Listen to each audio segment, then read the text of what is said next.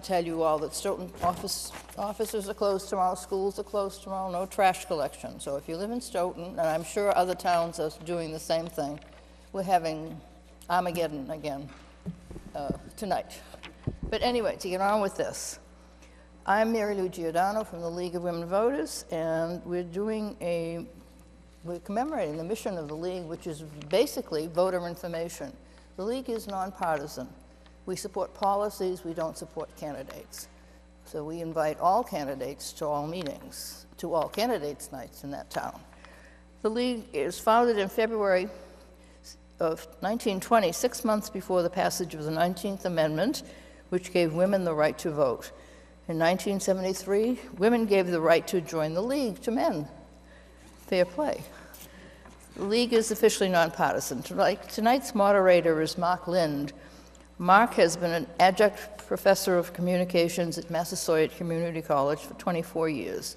He is also general manager of Brockton Community Access.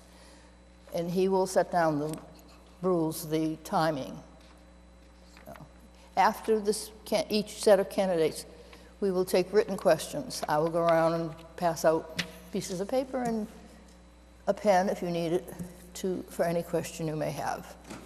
Okay, thank you. Mark? Thank you very much, Mary Lou. And my name is Mark Lindy. I'm looking forward to this candidates forum. I live literally on the Stoughton-Brockton line, so I don't have a candidate in the race, and totally impartial in compliance with the League of Women Voters rules. So during tonight's forum, you will hear from candidates for all offices on the April 10th ballot. There are 4 candidates for the Board of Selectmen, the incumbents Stephen Cavey and Robert O'Regan, and the challengers Peter Buckley and Peter Brown. School committee candidates are Molly Cochran, the current chair, and Barbara Marshall. There are 3 candidates running for office that are unopposed. Barry Crimmins, who is running for Housing Authority as a write-in, Forrest Lindwall for the Redevelopment Authority, and Adam Dawkins, for the town moderator. We're going to give those candidates about 5 minutes and without questions, because there is not another candidate. The candidates will each give an opening statement. Candidates will give a 2-minute response to each question, and 1 minute will be allowed for rebuttal. Written audience questions will be asked if time permits. Robin Zoll, sitting over there kind of behind the TV, is our timekeeper. Tonight's forum is being recorded by Stoughton Media Access Corporation and will be broadcast on Comcast Channel 9 and Verizon Channel 28. It will also be available on video on demand. So I am going to start with Mr. Lindwall right over here, and you have 5 minutes, and hopefully you can see the timekeeper. Yes. No. Is it on? Oh, good. Good evening, everyone. Thank you. I'm Forrest Lindwall. I'm running for re-election to the Redevelopment Authority. It would be my second and last term, I promise. I'm running because I expended a lot of energy and a lot of time working with other members of the Redevelopment Authority in preparing a downtown redevelopment plan. And we are at the cusp of working with the Board of Selectmen to bring that plan forward so that we can really get into the meat of revitalizing our downtown. It is going to take a lot of work, but I do have the time and I do have the energy, and I'm most interested in continuing within that endeavor. It has been a bit of a struggle trying to get some things accomplished, but I am willing to take some credit for a lot of things that the Redevelopment Authority has done. I did start initiation of the due diligence that was required by the MBTA for the purchase of the depot, and that is, I believe, coming to fruition with the potential closing of the depot with the MBTA fairly soon. I did initiate the program for the installation of rapid rectangular flashing beacons that you see in the center of town at the crosswalks. That was a matching grant. That was a matching grant that the Redevelopment Authority posted for $10,000 that was matched, by the town of Stoughton. And a few little minor other things. We have supported Pam McCarthy, our Economic Development Director, on with funds with respect to hiring consultant and also getting involved with the forthcoming storefront improvement program for the center of town. I believe that my skill set is one of I do get things done when I commit to do them. I'm also involved in other community activities. I am the president of the Friends of Stoughton Center. I'm on the town's transportation task force as a volunteer, traffic engineer, if you will, from my background, and a few other things that escape me at the moment. So I ask for your vote, and my one goal is to beat the blanks. Thank you. That's always a good goal, to beat the blanks. And thank you for your community service. Everybody needs to get involved in the town. So next up is Adam Dawkins, who's running for, I guess, re-election for town moderator. Well, thank you very much. First and foremost, I just want to give a shout out to my dear friend and my esteemed predecessor, our moderator emeritus, Howard Hansen, who is recovering from a stroke and a heart attack that happened to him earlier this week. And Howard, I had a great visit with him yesterday, and he's got a long recovery ahead of him. And our thoughts and prayers are very much with Howard this evening and in the days to come. Howard is a man who is short in stature, but he very much is a giant of a man, and certainly a giant of this town. And our hearts are with him as he faces this battle ahead of him. Howard following last year's election, has been a great tutor to me, and has helped me to understand the intricacies of this role that I now hold. In ways that I didn't even imagine whenever I ran for the role initially. I have enjoyed this role immensely in the first year. I think it's been a very, very good first year, with a steep learning curve, to be sure. It's a role that, the town moderator's role in this town is one that is a role that I think is best summarized by saying you don't know what you don't know. But you find out very quickly what it is you don't know, and you find out how to make it right as you move along. It is as I mentioned, a technical position in many ways that involves a lot of intricacies. It involves great organization. I have, however, enjoyed and benefited tremendously from the tutelage of my predecessor and from many people in town who have been part of town meeting for decades in many cases. I am also really heartened by the fact that there's so much new interest in town meeting in this town. There's a lot of new interest. There were a lot of new faces in town meeting last year. There's meant to be a great number of new faces in town meeting again this year.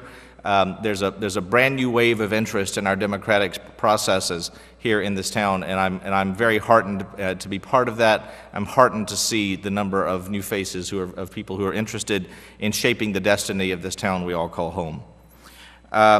It is really an honor to serve in a role that facilitates policy and facilitates the shaping of our future, more so than actually sort of determining that future, rather to facilitate the ideas of so many wonderful people who come forward to bring them.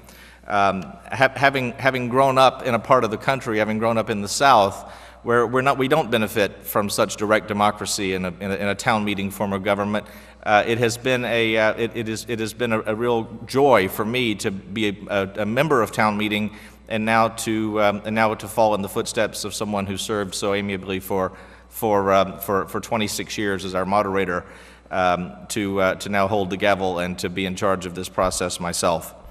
A number of things that I would like to announce that we're looking forward to this year as we continue to streamline and rethink and reshape our town meeting by upholding our long-standing, centuries-long processes and doing so with 21st century ideas and technology. I think we're looking forward to a more streamlined meeting again this year. We are looking forward to discussing a lot of important issues at town meeting this year that will shape the face of this town for generations to come. There's some very, very important issues on the docket for this year that I look forward to discussing at length at town meeting. And I'm also happy to say that we will be offering child care, I believe, at town meeting this year for the first time, I believe, in our town's history. Many other towns in our region and in our Commonwealth offer child care to their town meeting representatives, because it tends to be an impediment to young families to be involved, because the cost of a babysitter can become very, very expensive over a multi-night town meeting. And to be able to remove that from the mix, I think is a great benefit to us all, and I'm looking forward to paving the way for greater participation in our town government by offering these kinds of benefits to our citizens. The period of time that we're in right now, as we're getting ready for town meeting and having hearings and doing all the groundwork and legwork that leads up into the time we actually have our town meeting, is a time that is very critical and very crucial. The charter spells out some very specific things that we have to do, and how it is we have to do those things, in which order we do these things, and who has to hear what and who has to decide what. What the charter does not tell us, however, are longstanding traditions in the town, such as posting certain meetings that one might expect to find in the penny saver, that we post as a normal meeting, as an open meeting, but folks have been used in the past to seeing it as posted in the penny saver. Well, that's a learning curve. And as I hear from people that they would like to see certain meetings and certain hearings posted in the penny saver, we will make that adjustment and make that right as we move forward, and make sure that's reinstated so that people are in the know, and we're running as transparent a process as we set out to do to begin with. But I am looking forward to another year as your moderator with your support. I ask for your vote. I look forward to serving with you, and it is a great honor and a great joy and a great privilege to be here among you and to serve as your moderator. Thank you. Thank you very much for your service. I'm not sure if the other candidate that is unopposed has come into the room. Is Mr. Crimmins here by any chance? No, if he's held up, we'll get to him before the end of the night, hopefully. Okay, so we're going to switch to Board of Selectmen, I believe. Is that correct? Okay. Thank you both, gentlemen. Thank you for doing your due diligence every week. So if we could get there are 4 candidates running for selectmen, the incumbents Stephen Cavey and Robert O'Regan, and the challengers Peter Buckley and Peter Brown. If you would all come up to the front of the room, we'll get started.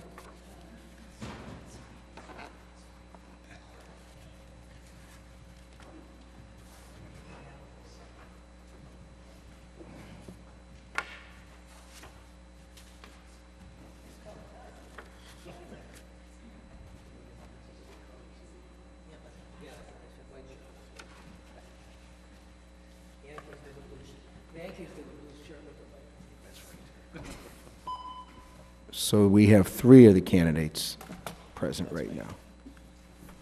Okay. Make sure I can see. Okay. The mics work. If you push the switch, it lights up green, and then they work so you can speak and we can all hear you as well. So each one of the candidates will give an opening statement. How long do I have for the opening statement? I don't have it on the script. A minute? Yeah, a minute. Well, is that what you would? Okay, so we will start, and in no particular order. I'm just going to go right to left. So I will start with candidate Robert O'Regan. Opening statement for 1 minute. Well, thank you, and thank you all for this opportunity. It's been a privilege for me to be serving on the Board of Selectmen, and I'm here to ask for your votes for another term. It's a fun thing to do. It can be difficult, it can be aggravating, but it can also be fun. And fun, I mean, because we're getting things done. And if you look over the past 6 to 8 to 9 years, you can see how far we've been able to move the town. I can tell you that I believe I've been at the forefront of moving this town forward, and that's where I'd like to stay, if you would allow me, for the next 3 years. Moving the town forward. Let's go back. We didn't have a town planner. I got the town planner approved from the floor of town meeting 3 years in a row because town leadership wouldn't give us a town planner. That makes a difference. It was my privilege to make the last presentation to the Massachusetts School Building Authority, which then unanimously approved the town of Stoughton to get a new high school. That was a great opportunity for the town, and I was privileged to make that presentation. We're building a new water treatment plant. So do you remember a few years ago we couldn't do anything outside? Our water was tough conditions 2 summers ago because we hadn't paid attention to our water supply. We're building a new water treatment plant to solve that. We've got financial stability, and we're growing. Benefits, though, benefits come with some costs that we have to pay attention to. Most importantly, our costs are moving faster than our revenue. And so over the next 3 years, we should pay, and I hope to lead, in the development of our economic tax base, in reforming our land use plan, in developing better and more sustainable sources of revenue so we can provide the public safety the town needs and deserves, and the education our students should get for their futures. Thank you. Thank you very much. Next up, Stephen Cavey. Thank you. As most of you know, I was recently elected as part of a somewhat controversial recall election. I was elected over somebody who had substantial experience in town politics as both a selectman and also a town meeting representative for several decades, I think about 30 or 40 decades. And during that election, you saw that I had something to offer that he did not, and I'd like to continue working for the town and promote those same values that I think remain important: professionalism, experience, competency. I think that to oversimplify really any process that either a business or a government has to accomplish, there's a set of inputs, a process, and then an output. And in the case of government and business, it's usually you take your input, which is some sort of money, resources, you run it through a process, and you output some sort of a good or service. And I think that's essentially what we're doing. Over time, we're trying to turn our tax dollars into something that creates value for us as citizens, and also just as a general community within the Commonwealth and within the United States. My experience is the same I had before, which is that I have more than a decade of experience as a mutual fund tax accountant, and I also have a master's degree in finance. It's a master's in management in finance and controls. It's a master's from Harvard University, their extension school. There's a possibility that as they say, if you have a hammer, every problem is a nail. So my background is mostly financial and accounting, and so the problems I necessarily see with the town are financial problems. I think that we have substantial financial issues, as Mr. Regan had mentioned.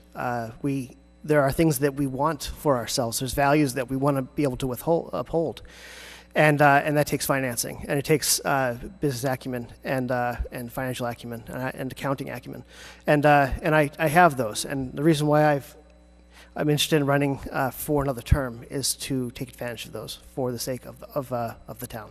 Thank you very much. Thank you. And last but not least, Peter Buckley. Thank you. That's good. Good evening, everyone. I want to first thank the League of Women Voters for hosting tonight's event. I would also like to thank all the residents tuning in tonight, and most importantly, I want to thank the rest of the candidates that came out here tonight for this debate. My name is Peter Buckley, and as you know, I'm running for one of the 2 seats for Selectmen in this April's election. But you basically want to know why I'm running. It's time for me to help protect our investment in this community, and it's certainly time to bring some more experience to the board. In my professional life, I work for a much larger municipality that happens to have in-house town council where I happen to work in. In that capacity, we work to make sure that every issue that comes before the board is handled with the utmost integrity, efficiency, and more importantly, handled with professionalism. We not only work with the Board of Selectmen, but we also work with every department, board, and commission in the municipality to ensure that they are working effectively and legally. This is an experience I bring right out of the gate. I won't face the steep learning curve that others might be in serving our community. My professional experience also affords me access to the latest trends in municipal government. I've been involved with our town for many years and in many capacities, like town meeting rep, housing authority, and many recreational venues. But more than that, I am a voter, homeowner, and a taxpayer in this community, as were and are all my relatives. I believe that it is my civic duty to help make the name of Stoughton synonymous to positive progression. That is why I'm asking for one of your 2 votes for Selectmen on April 10th. Thank you. Thank you very much. So we'll get right into the questions, and I'll kind of mix up the order as we're going along. So each candidate will be able to give a 2-minute response to each question, and 1 minute will be allowed for a rebuttal. So in no particular order, the first question is about the specific qualities that the new town manager should possess. And I'll start with Mr. Buckley. The quality should be, for what this town needs right now, is experience. It should have experience with municipal experience, basically. It'd be good to have business experience on that, but right now, there are other members that are part of the working in this town that can also handle in that aspect and help a new town manager through that. But my experience is really what we're looking for, someone who has been there and also someone who's going to be here for the long term and not just a stepping stone. Okay. Mr. Cavey. Thank you. When we were interviewing the interim town manager, interviewing for the interim town manager position, there were a couple of questions I asked him, and they were the ones that I found most relevant to having a town manager. Primarily, the culture of Stoughton is unique, and it's really vital that we have somebody who can come in and appreciate that culture and can operate within it. Since it's unique and we have a lot of sort of excitement about town government, there's strong opinions about our municipality. We need somebody who's able to operate within that environment. And to that end, there are a couple of things that are really critical. One is that they be able to communicate effectively. It's okay if you have great ideas, it's wonderful. But if you're not able to really to explain them, if you're not able to get buy-in by the citizens, then they have very little value for us. Unfortunately, given the culture of our town, we have to be able to understand what your plan is, what your vision is, your mission, and how you intend to get there. And so communication is really critical. Financial expertise would also be one of the more important the key attributes I'm really looking for. Somebody who can appreciate balancing the many points of power in the town, the different financial needs in the town. Also, I mentioned this during the interview with Mr. Tisdale, our current interim town manager.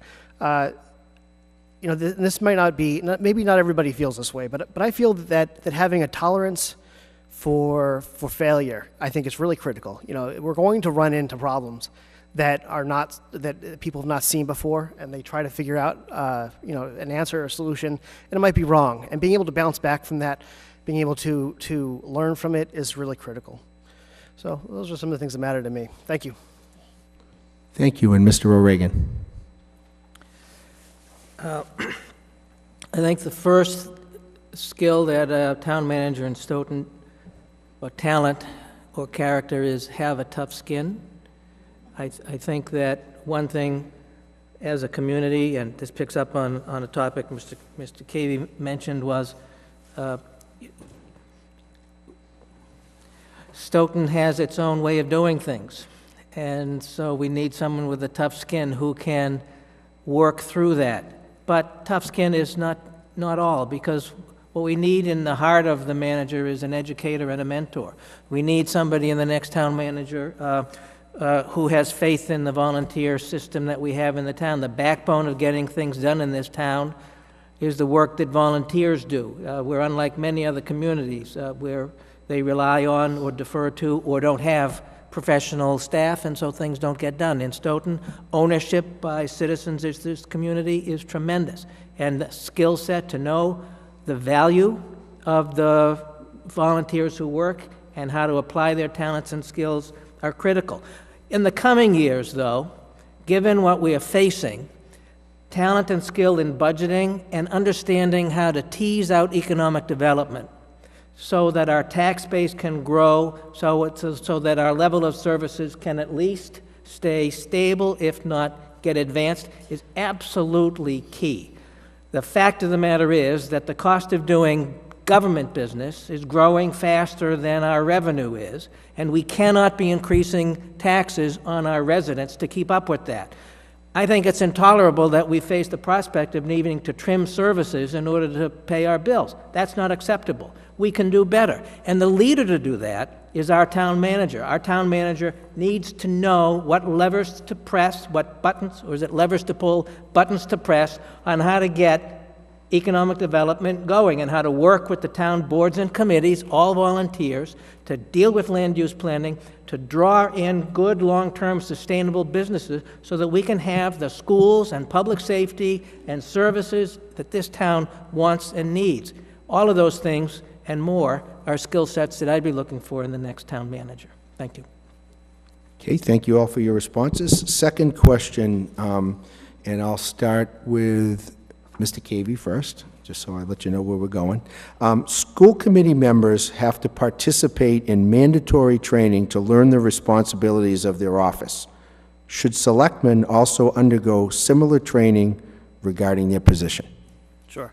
So it's an excellent question. It's a little tough to answer. I guess in a nutshell, more information is always better than less.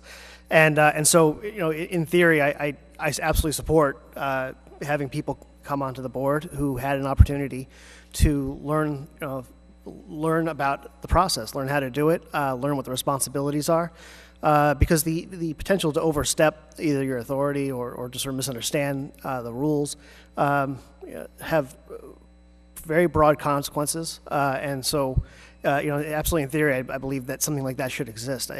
I guess my only concern is that is maybe perhaps understanding what exactly that would entail, because I mean, there's certainly a technical aspect to the job, and that could be taught, but there's also, to a large degree, a question of judgment, and I'm not sure to what extent that can be taught, and that also has such a critical influence on the success of this job, more so than the technical aspects, which can be picked up while going through it. So as much as I believe that education is really the key to success in you know, everything we try to accomplish, my concern really is what exactly that type of education would look like. Thank you. Thank you. I will go to Mr. O'Regan second on that question. Thank you. I don't know what mandatory education for the Board of Selectmen could consist of. I really don't. I can tell you from my time on the board that from week to week, meeting to meeting, season to season, what the Board of Selectmen has to deal with, both in public sessions and in executive sessions, changes. The origin of where the Board of Selectmen comes from is different from school committees. The school committee requirement for education comes through the state education system, which governs and regulates the schools by statute. Your Board of Selectmen is elected from the people. It's, you know, an organic form of government right from the democratic process. And frankly, it's part of the role of the people who run to make sure we're ready and prepared, and part of the role of all of us as citizens to make sure that the people who we nominate by signing petitions and who we vote for by casting a ballot are suitable and have the talent and skill to learn on the job, because that's what we need to do. I don't know where we would get mandatory education. I don't know what it would consist of. I think mandatory should be on the citizens of this town to expect your members of the Board of Selectmen to learn and know what we're doing. And if we don't learn and know what we're doing, then you shouldn't elect us. Thank you. Thank you. And same question for Mr. Buckley. I can agree with with the two other candidates here as well. Mandatory education, as Bob alluded to, it can be a moving target, especially for a Board of Selectmen. You're right. We learn things, or you learn things new every day when you're handling anything dealing with the town and the municipality. As far as the education, as far as the board should be mandatory, it's not a bad idea, but it all depends on what type of education and what type of program you're trying to instill to the board. And in that fact, not only to the Board of Selectmen, but all the department heads and all the boards and commissions of the town. Everybody can withstand some, continuing education credits, as we would call them in some fields on that. But I don't see it as a bad thing. You can only move the town more forward. Your department heads, and not only the department heads, boards and commissions, will be the better for it. And Bob is absolutely right. The people that come in, and when you're voting these people into office, they should be ready, willing to learn as they're going. It's going to be an ongoing process. It always will be as far as your tenure is concerned on the Board of Selectmen or any board. So I do agree with mandatory education, but it has to be tailored to sometimes what's going on in the community at the time, or with certain different boards. You don't have to teach the same education to each board or commission or even department heads, but there should be something in place. Thank you, gentlemen. We will go to the next question. And I'll start with Mr. O'Regan. As the town no longer has a human resources manager, do you believe this position should be filled, and what qualities do you think are important to this position? I think it's vital that we have a human resources professional for the town. One thing, if members of the town will look at the easiest way to tell how important this position is, for those of us who aren't involved in town government on a daily basis, is to pull out the town meeting or town reports that go back 5, 6, 7, 8, and 9 years and look at a difference. Now, there's been some controversy about some of the people who have had the job. That's not the point. Look back and see how the town's exposure, simply exposure to claims, has changed. We had a major scandal that divided this town severely. The heart of that scandal was a human resource management problem, and there wasn't a professional in town government to guide the department head, and in other instances to guide the managers and directors to solve the basic human resource management questions they have. And it costs us severely. It costs us in money, it costs us in distraction, it costs us in happiness by the people who work for us. A human resource manager can help make this be a good place for people to work, to help us understand what we need to do to attract, retain, and advance people to work for this town, to help people who are here. And face it, anybody who's worked any place with more than just me, meaning several, on your own, understands that there are things that happen in the workplace. Conflicts, disagreements, rivalries. Those all take a certain degree of professionalism. You need to be trained for that. If we don't have that, what happens is we have a fire chief, instead of putting out fires and saving people and training his people, worries about personnel issues. We have a town manager who can devote most of his or her time dealing only with human resource issues because they take precedence. And then the opportunity cost for the town is severe because all of the things that the professionals in their areas should be doing can't be done because of the pressure of dealing with HR issues. Absolutely critical for that position. Thank you. Thank you very much. Mr. Buckley? Yeah, it is critical to have an HR person in the municipality for many reasons, but good hiring practices is a great one. Bob alluded to some claims. There are other claims too. With good hiring practices, you bring in a good workforce to the town. You bring in a good workforce that's going to be here for quite a long time. A good HR manager should come into the gate with very or little no supervision from the town manager, just for the aspect of learning. They should know their job coming in. But they do need the experience in dealing with municipalities. It's a unique beast, and it is different, and there is so much involved to it. So the right human resources manager can make a huge difference when it comes to your employment and your whole staff as a whole. So. Okay, Mr. Cavey? So having an HR director, having somebody in charge of HR is critical to our success. You know, I had a professor at Harvard who made the observation that on a balance sheet, employees show up as a liability. They show up as an expense. But he felt that was inaccurate, that they should really be viewed as an asset, and probably our most important one. I think that I agree with that. I think that that's also the case here, that the success of our town depends on talented municipal employees. And we have actually extremely talented employees of our town. And we have to, you know, an HR director will continue to bring talented people in, will seek out talent. But as has already been alluded to, we are not machines and they are not machines, and dealing with the cultural and the psychological aspects of a workplace can be difficult. There's a lot of places where personality can be disruptive, and that has to be controlled and sort of understood. It's important that also that you know, that given the structure of our government, of our town government currently, there is not really much of an outlet for the town employees if, for example, they had a problem with the town manager. That this is a pyramid that ends somewhere, and there's really, you know, if there's some fear of an employee that of retribution, so that they're not going to bring some sort of a issue to their supervisors because they know it's eventually going to cause them more problem than it's worth.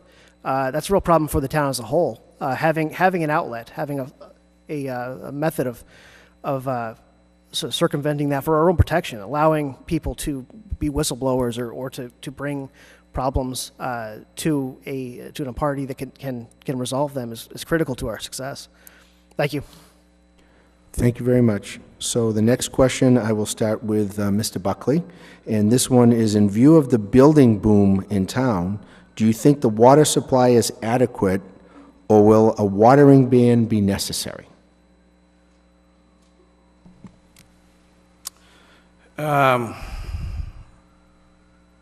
For the most part, most of the town is on MWRA, and we do pay for that water coming in from the MWRA.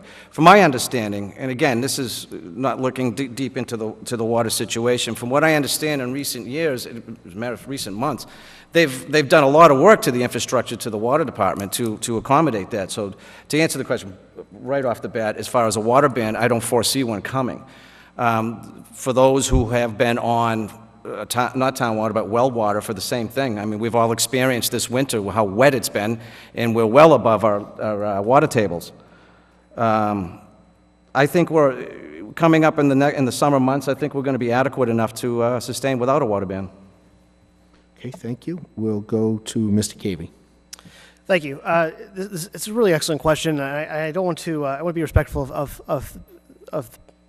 of the question, but it's really a technical question that I don't necessarily feel like that is something I could answer. I think that we rely on experts, as members of the Board of Selectmen. We rely on experts on these questions to help us understand them. And you know, my impression as a person who I'm not an engineer. This is not what I do for a living. I feel like things are probably going to be just fine. But no, this is a question where you'd want to ask the experts, and you want to get solicit you know, meaningful input from people actually who really know what they're talking about. So you know, I think we should pursue that with people who are knowledgeable about it. Thank you. Fair enough. Mr. O'Regan?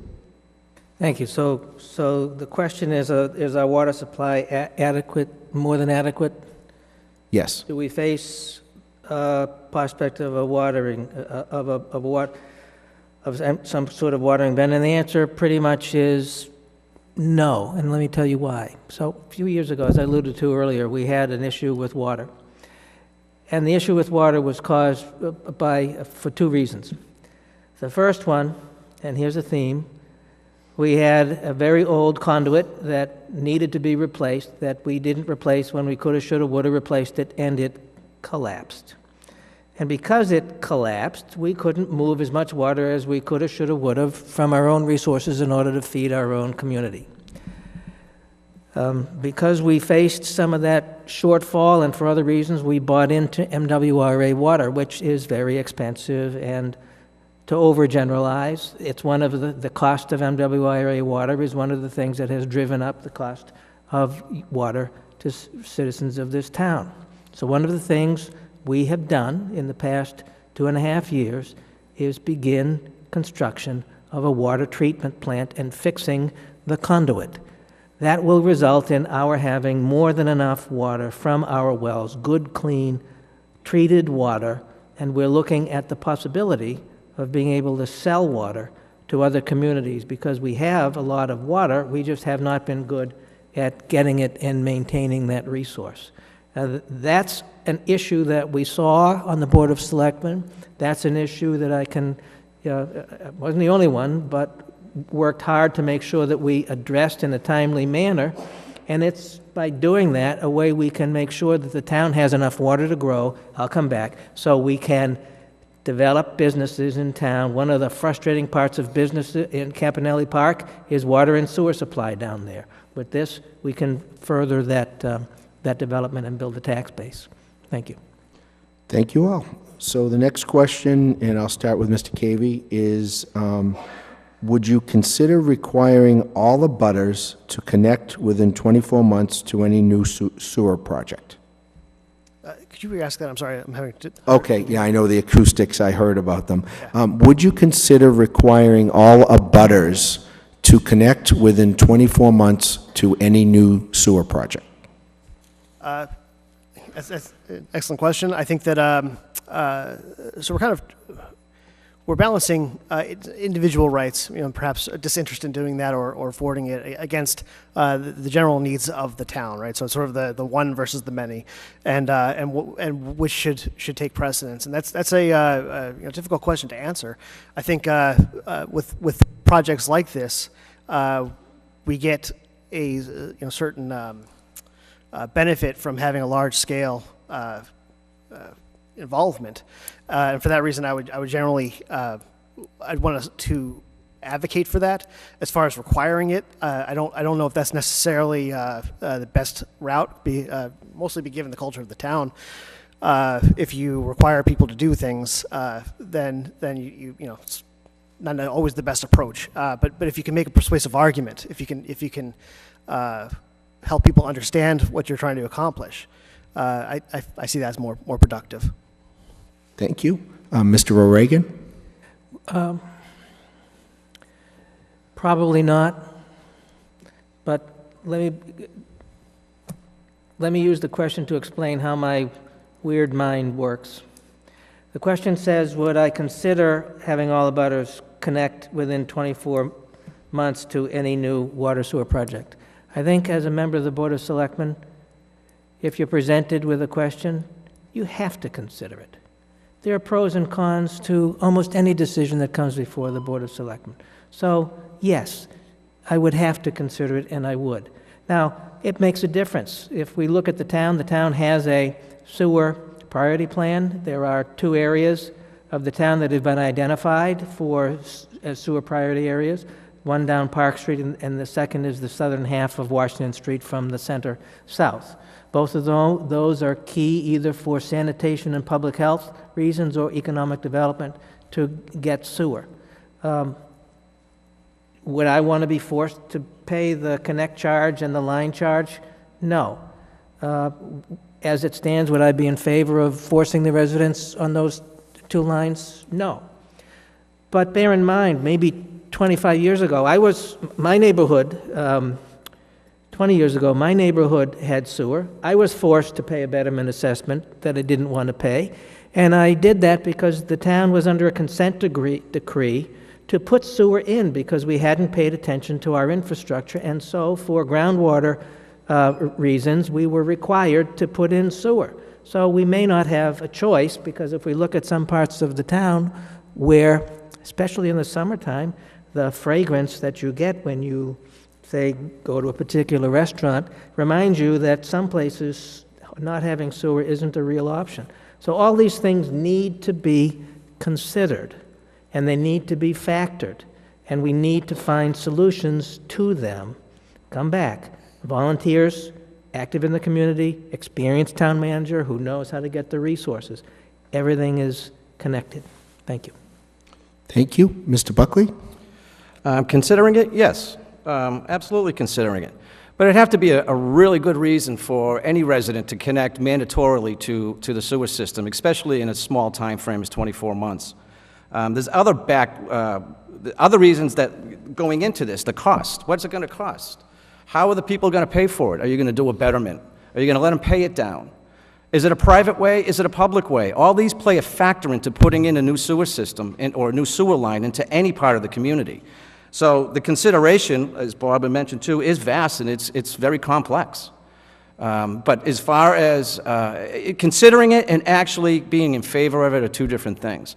And considering it and weighing out all those factions, and I only labeled a couple of them, there's many more that are involved in that, but like I said, considering it and actually doing it are two different things. But it's a tough question. Thank you. Okay, we will go on to the next question, and I'll start with Mr. O'Regan first. What are your thoughts concerning changing the town insurance coverage to include a +1 category? I'm in favor of it. Enough said? Okay, I'm in favor of it because I think it's a good idea. okay. We'll go to Mr. Buckley. Wait a minute. I'm in favor of it because it might save us money. And I hope we can look at that, because an employee +1 ought to be cheaper than a family plan plus however many people you want to insure. I'll press the button, go off, you can ask me again, and I'll keep going. Okay. I'm going to go to Mr. Buckley. +1, absolutely. Why not? It's anybody that works for a municipality should have the same advantages as everybody across the board. +1 probably could be a cost savings, could be, but regardless, you have to afford everybody the same benefits that everybody gets as an employee of the town. Thank you. Mr. Cavey. Yeah, so I would actually like to see the, sort of side-by-side, apples-to-apples comparison of with and without. I think that's pretty critical. This is a very normal practice in business to have this this option.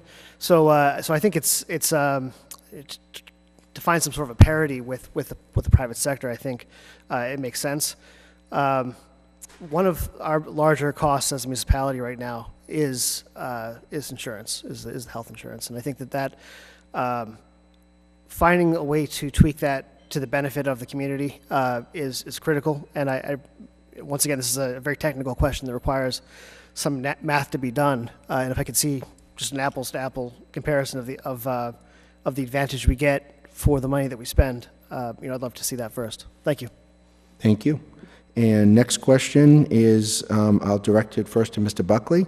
What are your thoughts concerning downtown development?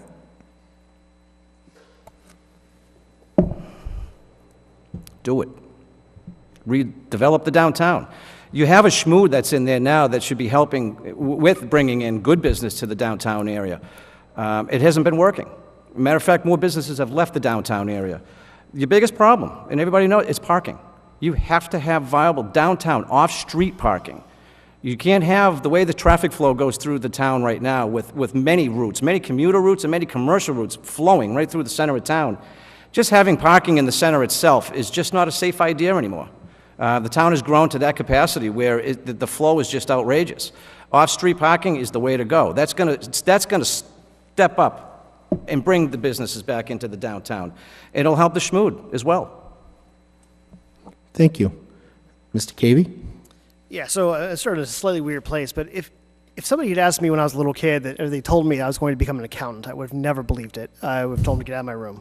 But in this case, with regard to this question, if somebody had ever told me one day you're going to be interested in zoning laws, I would never have believed it. The fact is that zoning laws are the more I get to understand them, the more I really start to see that they are an extension and a tool of the way that we guide our principles and our ideas of what we want to be as a community.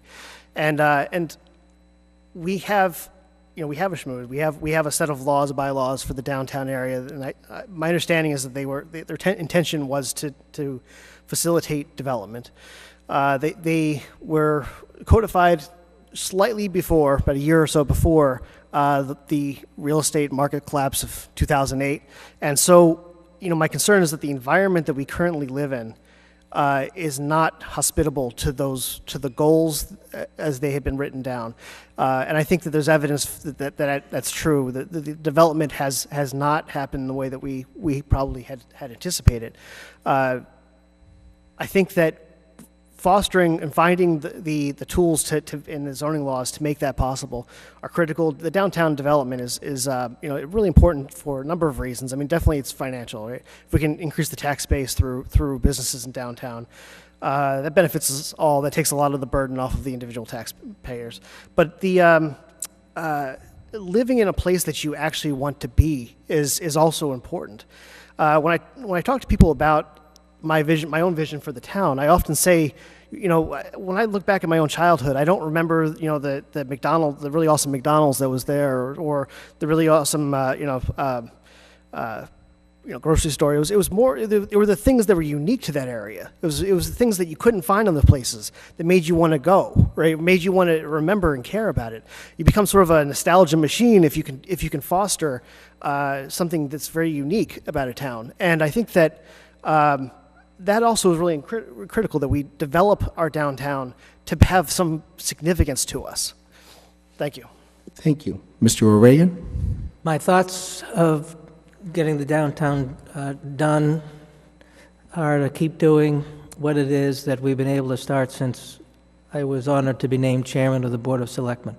One of the first things we did was to schedule the board to actually take up the downtown redevelopment plan that the Redevelopment Authority had presented to the board on December 16th, 2016, that never could get 5 seconds on the previous board to be considered. A tremendously helpful document that cost us, I think, nearly $100,000 to prepare, sitting around for over a year, nobody paying attention to. We should pay attention to why the downtown is the way it is and not do it anymore. Land use planning, or the other word is zoning. If we look in other communities where the downtown seems to be doing better than ours, it's because the commercial activity has remained compact in a central business district. That's not what we've elected to do in this town. We have multiple business and commercial zones. My phrase is anything, anywhere, all the time, and if you can't get it there by right, you get it by variance or special permit. And that means we have a shooting gallery right through the center of the town. We can fix that. We can fix that by changing our land use plans so that over time, and this isn't going to happen in a month or a week or a year. We got into this mess in 30 or 40 years because 30 or 40 years ago, when we had the chance to redo the parking and redo the roads, we decided not to do it. All right? So instead, we spread out the zoning to put any business anywhere all the time, and guess what happened? The business left the downtown. So we need to focus on that to bring it back. And I'd encourage you to read the Downtown Economic Development Plan as part of the master plan. I'm committed to make that happen. I'm committed to make sure that we work with the state to redo the roadway geometry. There's plenty of parking in the downtown. Our Economic Development Coordinator is completing a planning study. There's plenty of parking. It's just not situated in the right place, and we don't flag it well. We can manage our parking better. We could do a whole lot with the downtown. There's more, but we've got a plan. My thoughts are we follow and get the plan done. Thank you. Thank you. And this is the final question at this point, and I'll start with Mr. Cavey. Many towns hold their election after town meeting. What are your thoughts on moving the election date? Yeah, that's something actually, before I started getting, when I got involved in town meeting originally, I was a little perplexed by the way our elections line up with town meeting, generally I would like to have a better understanding if someone can give me the case where why we should not do that. Unfortunately, between the election, the time of the election, which is in April, and town meeting, which is in May, we have, and this affects more than anybody else, the town moderator. That gives him exactly 1 month to do more than a month's worth of work, right? So, you know, there were things that had to have been accomplished well before that, you know, months before that, that moderator would be taking responsibility for. Our current moderator did an excellent job with the guidance of our moderator emeritus, and you know, they were able to coordinate sort of the handoff of that work. But if they also that position has a 1-year term, so it's theoretically possible that a moderator would never, you know, if there was a re-election, if somebody got the new job a couple years in a row, there's a possibility you wouldn't see a moderator who actually was able to finish a single cycle of his own job. And so the way that we line up our elections with the business of the town confuses me to the point where I feel like it's definitely something we should take a look at. And saying that, well, this is just the way we've always done it, it just doesn't satisfy me as an answer. I think we have to decide whether or not this gets us where we want to be. Thank you. Thank you. Mr. O'Regan? I think it's a good idea to think about, but then we get into the question of how we manage the time. So our town meeting starts, I think, the first Monday or the second Monday of May. Town meeting can go as long as 85 nights, sometimes 90.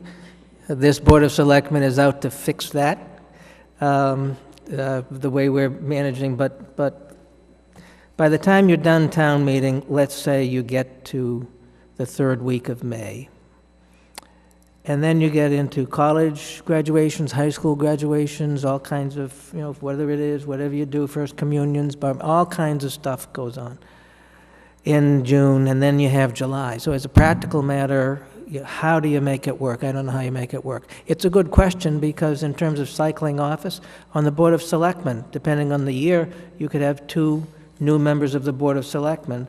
Now, the warrant is the Board of Selectmen's pretty much agenda for town meeting, because the Board of Selectmen is the one that prepares the warrant.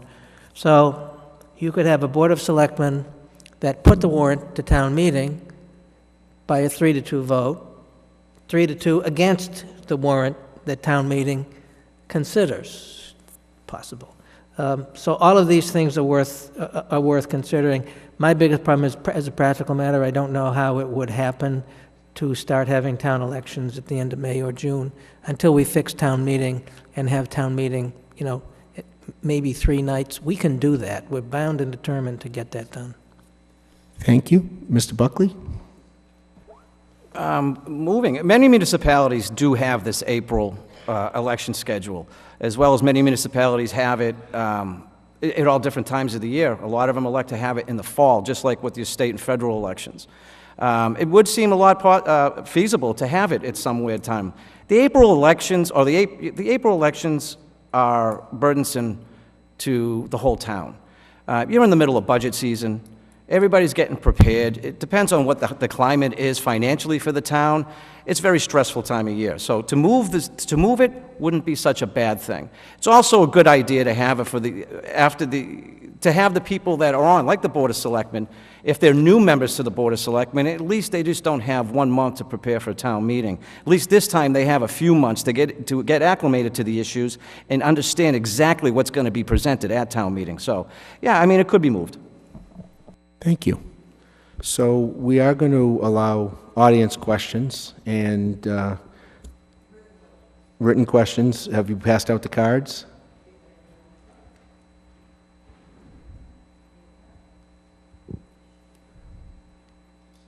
Write fast because I can't fill a lot of time.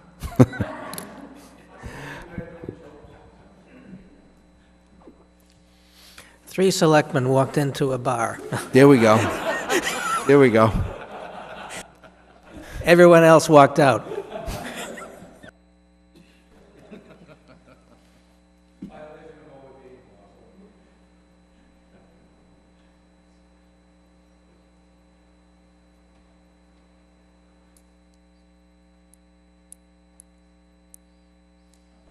Good. More questions?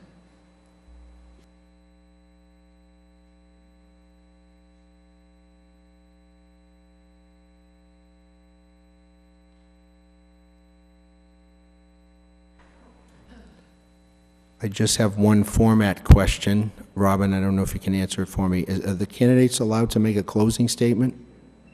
Yes. Okay. And length? I don't have that on my script either. A minute, okay.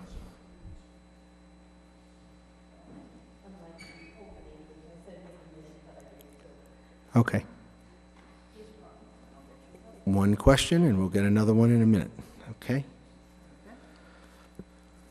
I don't know where I left off, so we'll do them random. So the question is, every city and town is in desperate need for senior housing that's affordable. What is your position? I'll start with Mr. Buckley. I'm sorry, could you repeat the last part of that question? Sure. It's every city and town is in desperate need for affordable senior housing. What is your position on affordable senior housing? Every community needs it. There is such a shortage of it right now, it's ridiculous. The waiting lists of every housing authority, and they're split up different. They're split up between family units and single units. For the most part, with the elderly, in a single unit, you can have, if it's a husband and wife, they can maintain in there. But there are other issues that's outside the point. But yes, there is a list. The lists are astronomically large. The typical waiting list when I was on the authority was almost 12 to 14 years for a single, and probably it was about 5 to 6 or 5 to 8 years for a family housing. That just tells you right there that how much of a shortage there really is. So absolutely, the town could take, in every municipality, whether city or town, could take a more active role with their local housing authorities in seeing how to obtain that. Could it be through senior housing through our community, or could they carry a voucher that could go to another community but just housed through us? So yes, there is a need. Mr. Cavey? Yeah, so it always intrigues me how through our own life cycle, how our needs can change so dramatically, and how in a community you have to balance the needs of so many different people, and how difficult that can sometimes be. The United States is if I'm not mistaken, has just recently gone through the very beginning of a major change where our population is actually beginning to decrease slightly. People are having children later, or they're not having children at all. They're having fewer children, and so our demographic is going to be shifting to older people over the coming generations, and we are going to become a different kind of society than we have in the past. To be able to accommodate, just as a community, all of these people who are different aspects of their life cycle, without having to say, we're not going to help you, go find someplace else. There's a place where if you've been a Stoughton resident for a long time, you love Stoughton, you want to stay in Stoughton, but you can't afford it, and you're living off of perhaps a fixed income. It's vital that we have the resources available to accommodate that. So I'm absolutely in favor of examining how it is that we succeed at fulfilling that need. I think there is a need, and there's going to be a growing need for it. Thank you very much. Mr. O'Regan? Well, I think I'm the one closest of the three of us to qualifying for senior housing. I have about 4 years to go before I qualify for Social Security. So let me take a stab at whoever asked the question. It's a great question, but it's not, it's not so much whether we agree that we should have it. It's how are we going to pull it off. Now, a question a little while ago dealt with the downtown. They're related. So let's think about it. If you're a senior, and one of the things you want to do with your time is enjoy where you live and getting out and about, maybe living in a suburban community where you need to drive 15 or 18 minutes to get a quart of milk because it is not where you want to be. And you want to get out, and you want to have someplace to meet your friends, and we don't have that kind of area. Well, this goes to taking a look at how our downtown develops, right? Because downtown would be an interesting place to have that. When we did the first housing plan for the community in 2004, which was a committee I was on, one of the things that was impressive was the same thing Mr. Cavey talked about, which is how diverse our housing stock is. But it's a little skimpy when it comes to affordable housing for seniors. One of the things that a bunch of tools give us, between 40Bs and some other stuff, is an ability to zone and direct that development. I think, getting back to the downtown, that we should scrap the SHMOOD, that's the Stoughton Center Mixed Use Overlay District, because it's not working in so many ways. What I'd like to see us do, and I think the board has asked the Redevelopment Authority to undertake a planning study for the downtown, is look at the downtown and come back to a fall special town meeting with a downtown plan that is keyed to when, where, and how, particularly in the downtown area, walkable, enjoyable, high quality of life, we can situate and we can partner so that if you build, you know, maybe there's an affordable housing component now in the downtown development. We link that. We use CPC funds to buy restrictions on further development or buy capacity for senior housing. Maybe we look at something called tax incentive financing for developers so that we get that kind of investment in our town. All of these things should be on the table. We are expecting a housing production plan from the town planner, and one of the things I will be looking for that in that plan is how we're going to deal with senior housing as a priority. Thank you. I think this is the final question from the audience, so I'm going to start with Mr. Cavey. It's again on the election schedule. The question is, what determines the current election schedule, and what is necessary to schedule the election timetable revision?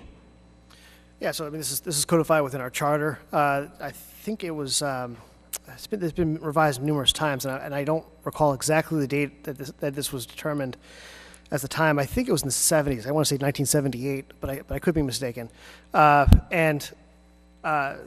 So it's in our charter. It's part of our laws. If we wanted to change it, we would have to change those laws, and you know that ultimately would have to go to town meeting. We need to have a vote of our representatives to decide whether or not to make that change. And you know, then I think that it's an argument that could be made. You know, our town meeting has a lot of very sensible people, and I think that if you made a persuasive argument, you'll certainly have to defend it. But I think it's something that could be you could make that argument successfully.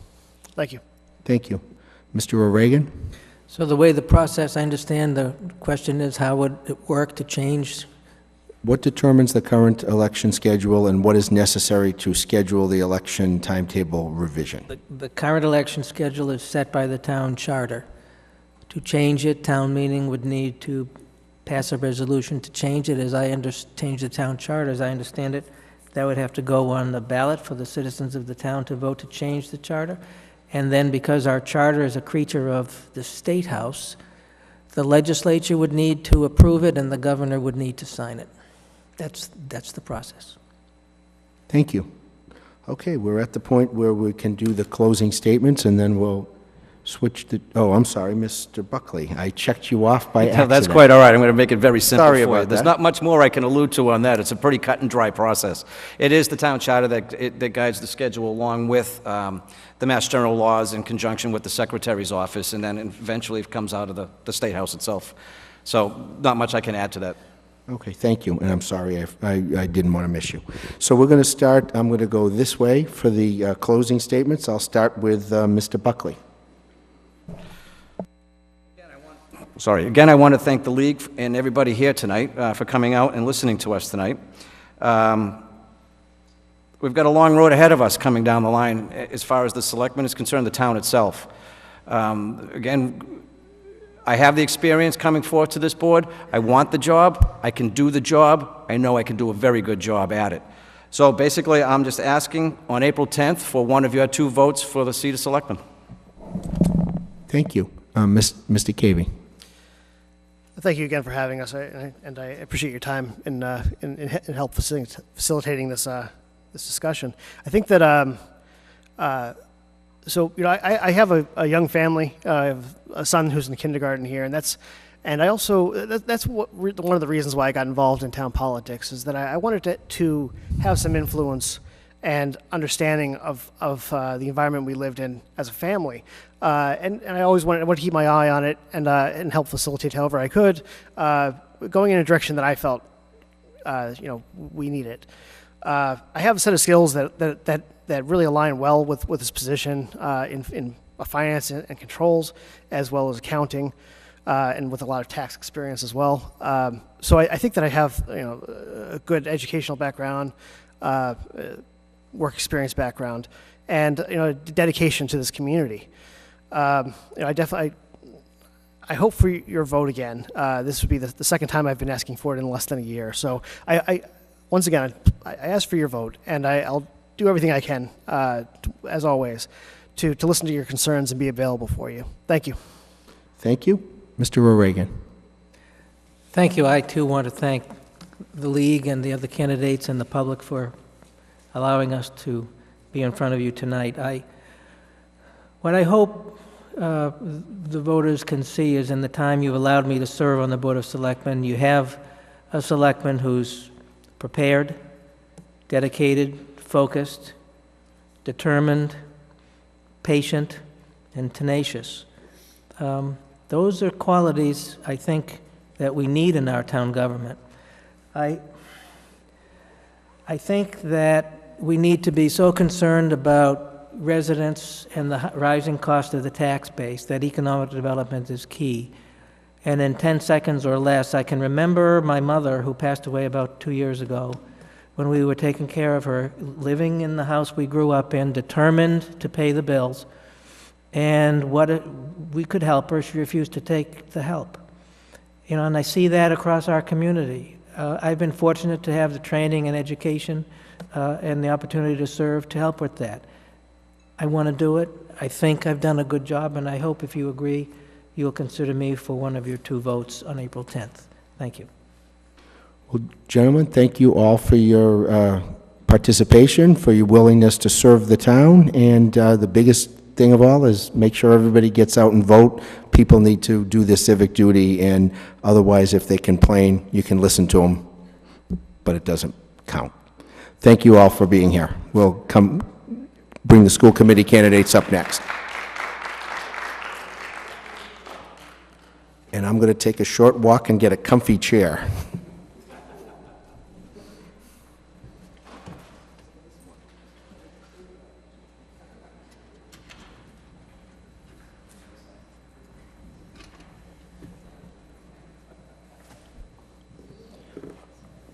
Okay, so there are 2 candidates for school committee? Thank you. 2 candidates for school committee. The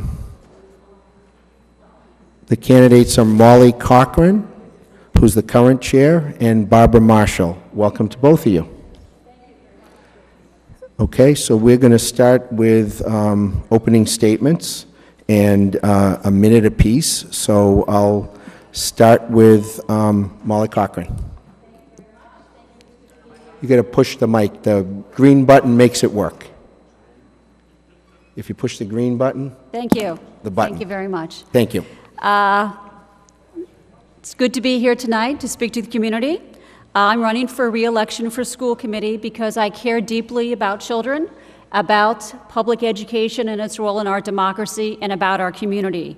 Our community is enriched if we have a great school system that serves every child and every family. This is a critical time for Stoughton schools. We will be choosing a new superintendent in 2019, and that choice is going to have a tremendous impact on our students and on our community as a whole. I feel that with the knowledge and the perspective that I've gained over the past 3 years, I could play a valuable role in assisting to that search process, and I could have meaningful critical input to the process. I could also be a strong voice for demanding excellence of a new superintendent who's transitioning into the role. The history of my role on school committee has reflected, I believe, my dedication to the job, my willingness to hear other perspectives, and to listen and to learn from others. At the same time, I do not shrink from speaking my mind, and I will always stand up for what I believe is right. I hope to serve another term on the school committee and work together with fellow committee members, with teachers, and with the administrators to make sure that the focus is always on the best interests of our students. Thank you. Thank you. And Barbara Marshall. Good evening. I am Barbara Marshall, better known as Jason's mom, and I am running for the position of the Stoughton School Committee.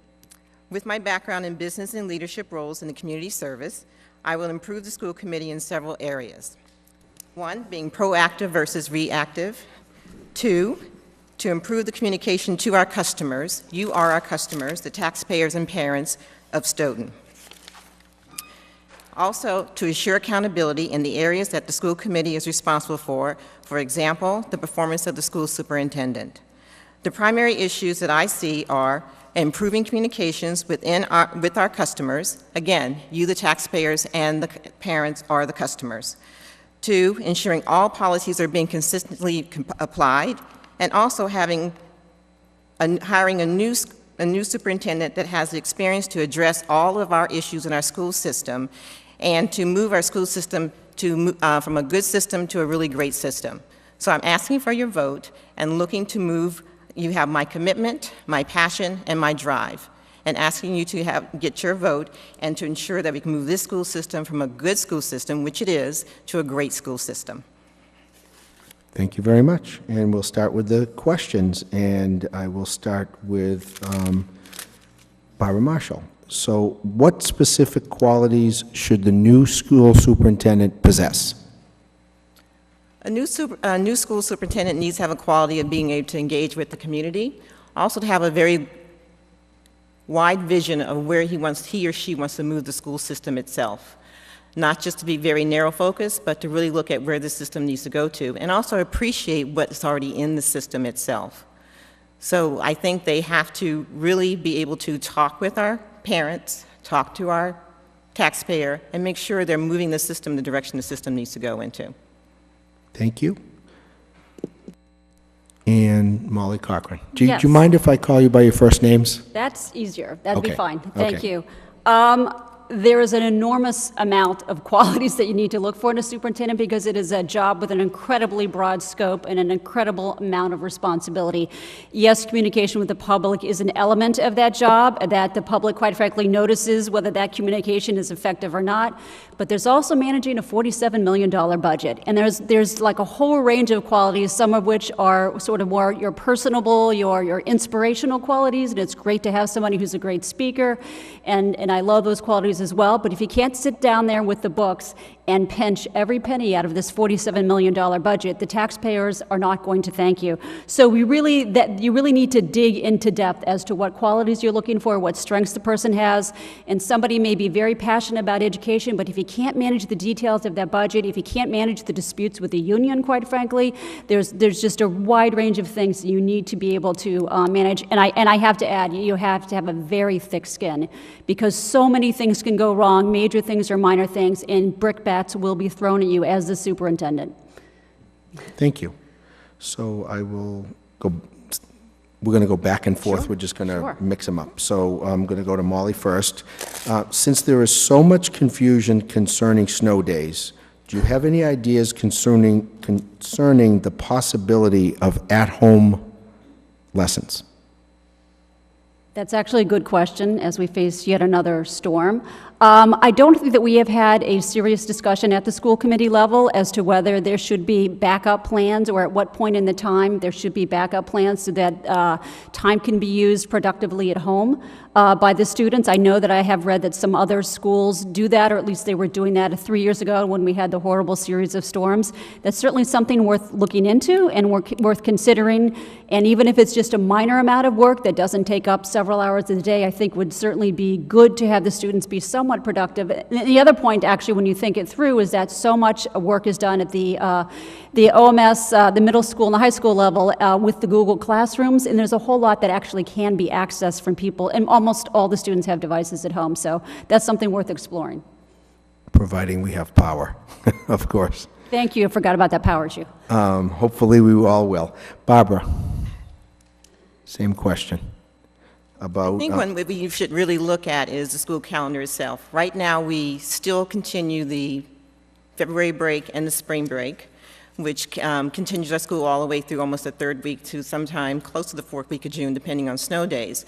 Also, we still do several religion vacation time off. So I know when my son was in school, it seemed like as soon as he got to school, he was out like 2 or 3 days in a row, almost immediately got into the school system. So I think that's one place we can look at, is to try to trim that time down when you don't have those snow days. That's going to impact that child going to school late into the June. I think, yes, there's some option of taking it back to the home, but I think we really should look at our calendar itself.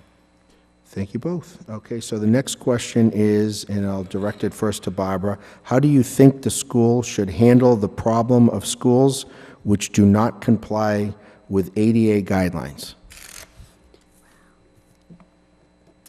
I think it's not an option in a lot of cases. My understanding is that in my retail business, I know that I'm required to have those things as a guideline in place, and I usually have a certain timeline to get that done. So I think it's not an option on our part to get it done. It just needs to get done, and that money has to be found within our budgets. Okay, thank you. Molly, same question. Well, I do believe that, and I can't quote the law on this, that the law is oftentimes there are grandfathered older buildings in unless a certain level of renovation is done, and then sometimes it triggers an ADA compliance requirement. I think that's certainly of concern, which might affect, where certain students can be placed or things of that nature. I haven't had it come to our attention that it's been an issue, but certainly as we go forward and when there are renovations and new school buildings, that definitely will be attended to and will by law have to be attended to. And as you know, we're getting a new high school, and we're trying very much to get a new South School, and that's the next one on the list. So this is not a problem that's going to be cured overnight. If a particular family has a problem, certainly I think that that issue would be addressed and tried to address as best possible to serve any student who has that need or any family. Thank you both. Okay, so the next question would be, and I'll direct it towards Molly. Do you believe the curriculum should include civics, at least as an elective? Well, actually, that's one of my pet projects, quite frankly, and I have read that in Massachusetts it's not a required course, and it's interesting, some of the required courses, and this predates me, in the high school are financial literacy, which I thought it can be a valuable course. I'm not sure it takes an entire semester. I would definitely privilege a civics class as a mandatory class ahead of that. I have discussed that with the superintendent. Eventually, which is really not my role, I will say, but nonetheless, if you have the superintendent's ear, I have discussed curriculum issues, and what they are now have put into place in the high school is an AP, so Advanced Placement Civics course. It doesn't have the word civics. That's effectively what it is. I really think it should be every student should know some fundamental civics, because I think what we see is that people really just don't understand civics at the level that they should. They don't understand the government, how it operates at the level they should. Thank you. And Barbara. I do know that it has been offered at the high school level. I remember my son looking at his curriculum. That was one of the things he was looking at. As far as it being mandatory, knowing some of the difficulties looking to get ready for college and things like that, I don't know if I would make it mandatory, that it has to be required. I know it's something that the child has an interest in, it's something they wish to do. I think that's an option. If I remember correctly, at one time it was offered as a half a semester. So again, that's an option for that child to take. And again, with some of the criteria for college, I don't know if I would make it mandatory with those tight schedules they have to maintain. Okay, thank you. Next question, and I'll start with Barbara, is how could the schools provide more training for kids who are not planning to go on to college? I think that's where we have some of the options of back, I don't want to date myself, remember the shop days and things like that. I think that's where our school system does need to apply more of those options for kids that aren't looking to go forward to college. College is not something I think everyone is going to go to. So I think that is something that we still should be offering more of those type of classes so those kids can make some options in deciding if college is really their direction. If not, they have some experience in what they wish to do. Again, it's something that we have to work into our curriculum and make sure it's something that's available for those students. Okay, and thank you. Same question for Molly. That's a good question. Certainly something that we have to keep our mind on focusing as well. Sometimes the focus gets too much on the college issue, and clearly that's not the path for everybody. I think that one of the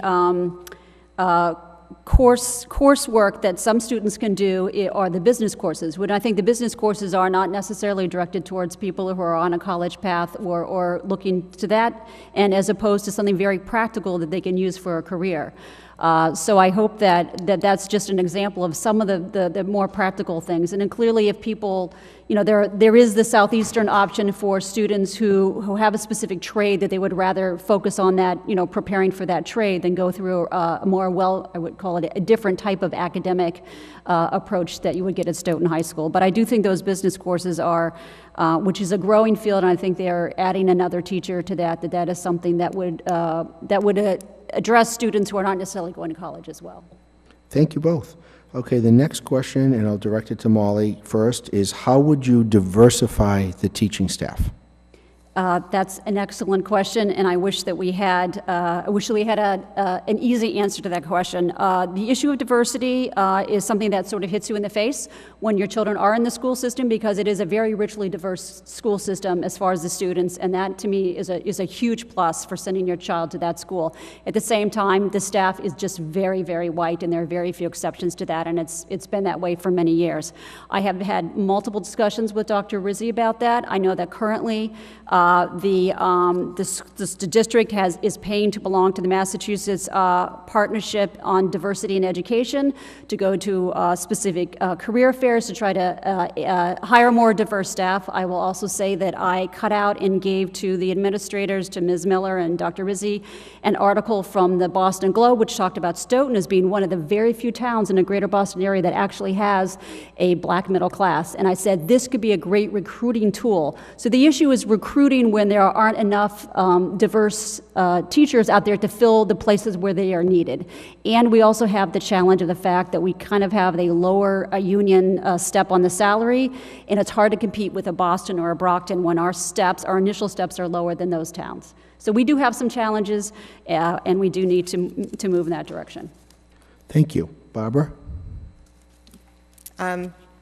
10 years ago, when my son was in 5th grade, this is a conversation when I first met Dr. Rizzi about diversity with the teachers, and it was something she said she was definitely working on, and it's something we've continued to have the conversation with. It's something that is not going to happen overnight, but it's something you have to look at a little different than the way the school system is looking at it. Putting ads, running ads, going to fairs, you're not going to get diverse teachers by doing that. You have to do the networking, you have to get involved into those communities, and making sure you're talking to teachers that are of diversity in other areas in order to move, in order to network and get people in that they can recommend, just to get them into the pool of applicants. So the key is to get the pool of applicants that has diverse candidates. In order to do that, you're going to have to talk to people in order to get those diverse candidates to apply. If you have a reputation that you don't have a diverse, it's going to be hard to diversify. Nobody likes being the first. So, it's really not something that you have to, it's really something you have to look at totally different, and you have to network. That is what it comes down to, is networking and talking with people of diversity to find out exactly, what are the problems, what are they looking for, and salary is an issue. But you can find people that have already experience, and we can hire at a higher level. But yes, if you just go onto the website, all you're going to see is just that just the base salary, not knowing that there is room to negotiate. So again, it is a matter of communicating and networking and finding out and actually talking to the diverse candidates. Thank you both. So the next question is, if you were, and I'll start it with Barbara first, if you were given $2 million to spend on the schools, how would you spend it?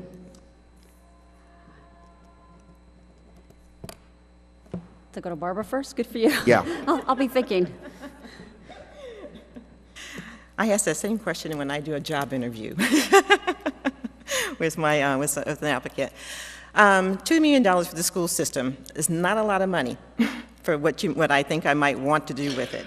But I think it is, whatever I do with it is something that's going to build a base within the school system, something that is going to be permanent. I know what I would like to spend, but the question would be is where I'm going to get that $2 million to, the next year.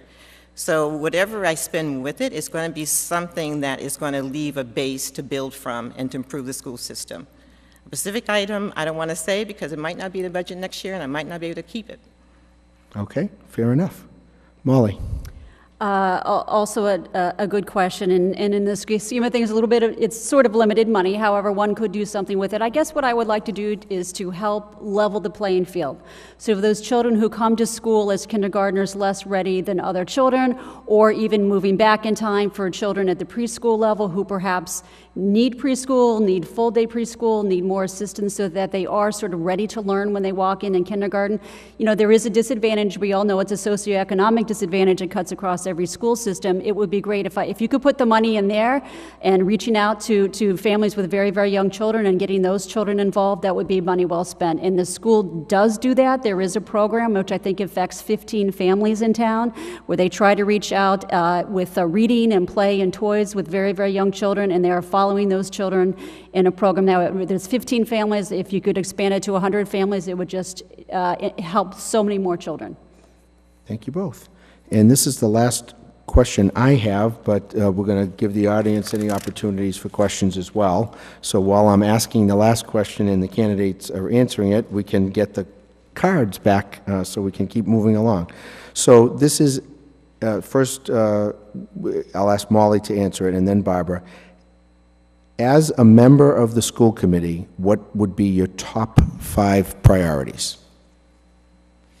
All right, so first of all, I don't think that fast on my feet, so I'll just do my best. My top 5 priorities, you mean immediately now as a member of school committee, or sort of a long-term vision, or? Your priorities as a school committee right, member. You're on the committee now, and Barbara's the challenger, so it'll be like answered slightly One of my differently. priorities would be to settle upon a contract with the teachers union, which has been in process for a long time, and it is mediation. That's important to the town. That's important to the teachers to move forward. I think moving forward, my top priority is to get an outstanding superintendent, and I think it would actually be nice, quite frankly, to kind of reset the relationship between the superintendent and the union with a new superintendent, and I think to have hopefully more positive relationship going forward. I would so that's obviously priority number 2 is to get a fantastic superintendent in there. I would hope that we would also continue to be properly and well funded by the town. I think we actually have a lot of gratitude to the town and to the town meeting members who vote to support our budget. I mean, we are very economical with our budget, but it's a lot of money, and I think we have consistently year after year gotten the support from the town. So I would continue to want to have the support of the town and the confidence of the town in the school committee and in what the students are doing. I would certainly be thrilled if we could develop, and it will take time, a more diverse staff that reflects our students and that inspires our students, because we want all our students inspired, and whatever it takes, whatever connection it takes, we need that to happen going forward. And the 5th, I would say, let's keep, safe schools. I mean, we can't overstate the estimate that we have safe schools where students feel safe physically and emotionally, and they feel supported and nurtured. Thank you. Barbara, what would be your 5 top priorities if you were elected? We overlap quite a bit. One would be definitely improving the communication with the community itself. Also making sure that we do have a timely teacher union signed contract. Also definitely bringing in a brand new experienced superintendent. That's a very top priority with her resigning in 2019. And then also ensuring accountability to any superintendent that we have within the system itself. And then also too is increasing diversity within the school community. Okay, thank you both very much. And I have 2 questions, which is great.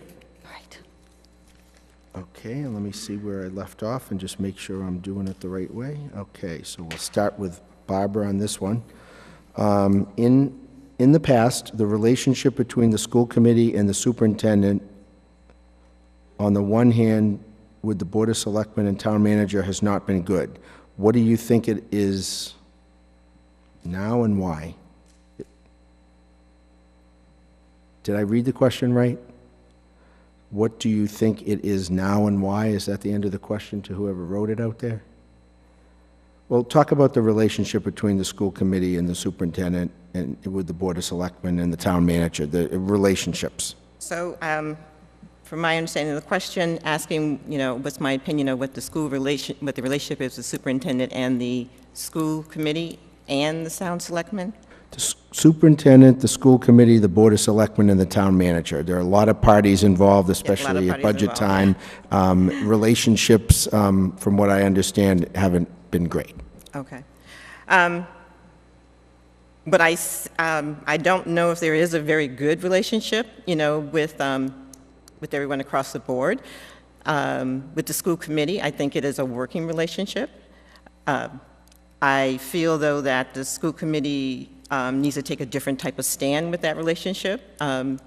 She is accountable to the school committee, so it should be a relationship where she is truly holding, they're holding her accountable. With the selectmen and with the town manager, I really cannot speak to that. I can only speak to the rumors and things I hear about, but other than that, since I don't know, I'm not privy to their actual relationships, I do not know what those relationships look like. Okay, thank you. Molly, just about relationships between the school committee, the superintendent, the Board of Selectmen, and the town manager. All right. Your thoughts on that? If I understand the question, the relationship between the school committee and the superintendent is a cordial relationship, but it is based on mutual respect, it's based on demands, and it's based on us understanding our role, which is absolutely to ask the tough questions and hold the superintendent accountable. I believe this relationship between the school committee and the superintendent together and the town manager with the former town manager was quite good, quite productive, very respectful, and with the interim town manager, Mr. Tisdale, as well. And I think that that's another quality, quite frankly. There's a political aspect to the job that the new superintendent has to be able to manage those relationships, which are going to change from year to year. There'll be different people in the Board of Selectmen, and there might be a different town manager, hopefully not, hopefully there's tenure, but that's another challenge to manage that relationship. Thank you.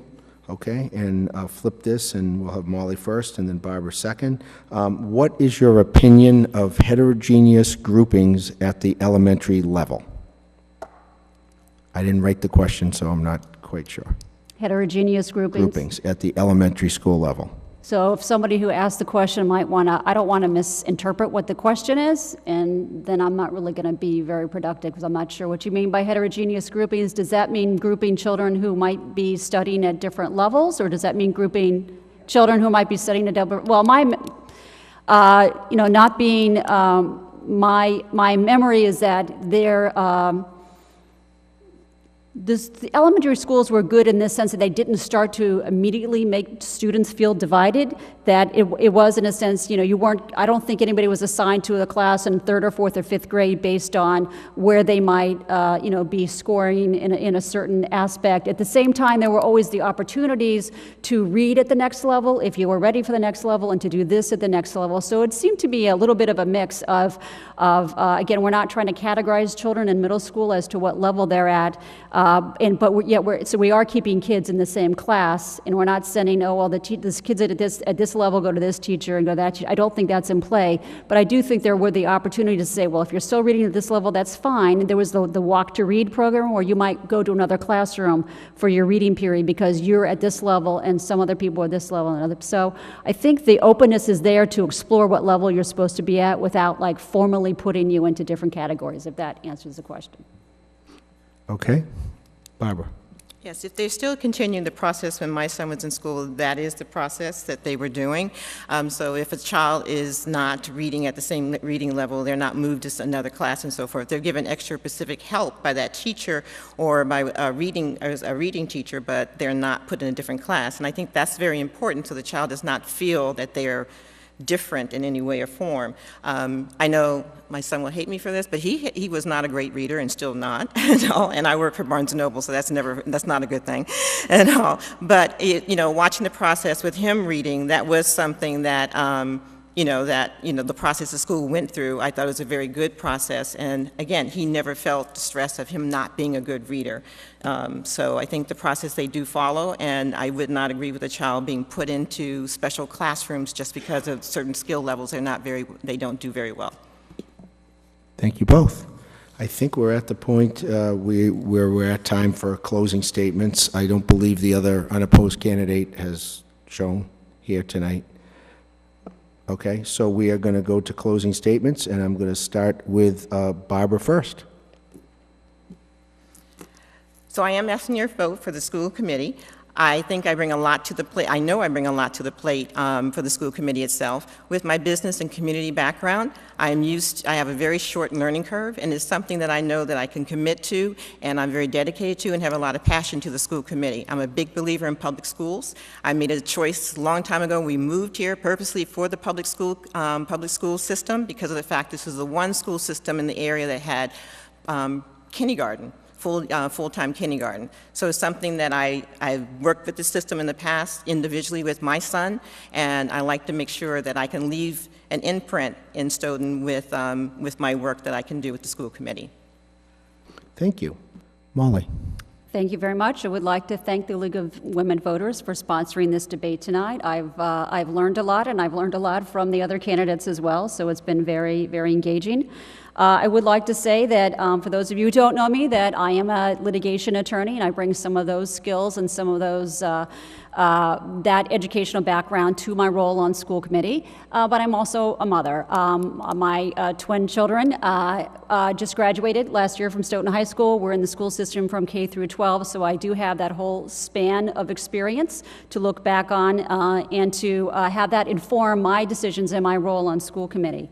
I have found the work to be energizing, exciting. It's really changed my perspective on things. I actually have found it to be there's a steep learning curve with quite a lot of knowledge to be gained. There's quite a lot of complexity behind the scenes. I would like to, I am passionate about education issues, and I would ask for the voters to vote for me on April 10th so that I can complete my work.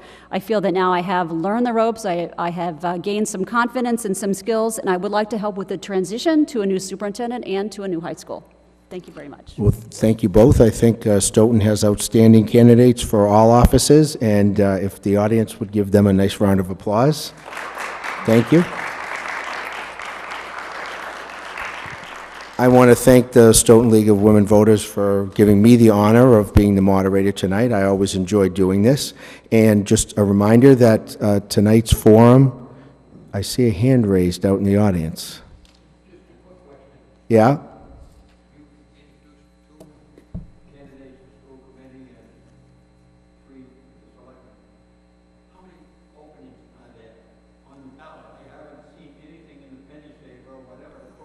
Okay, I'm going to say for the school committee, it's one opening, and for the Board of Selectmen, it's two.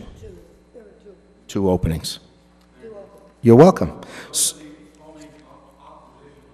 Correct. Thank you for asking the question. Tonight's forum was recorded by Stoughton Media Access Corporation and was broadcast on Comcast Channel 9 and Verizon Channel 28. It will also be available on video on demand. So I'd like to thank the folks from SMAC for doing this and the League of Women Voters. And ladies and gentlemen, have a good night. Thank you.